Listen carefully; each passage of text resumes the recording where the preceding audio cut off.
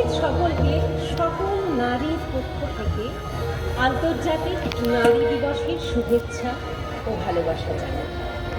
নারী দিবসে আমরা নারীদের শক্তি, সাহসিকতা ও অসামান্য অবদান উদযাপন করি। নারী মানে হার না মানা মনোভাব, সমাজের প্রতিটি ক্ষেত্রে সমান অংশীদার এবং অনুপ্রেরণা। একজন নারী মা, বোন, স্ত্রী ও কন্যা হিসাবে আমাদের জীবনকে সুন্দর করে তোলে।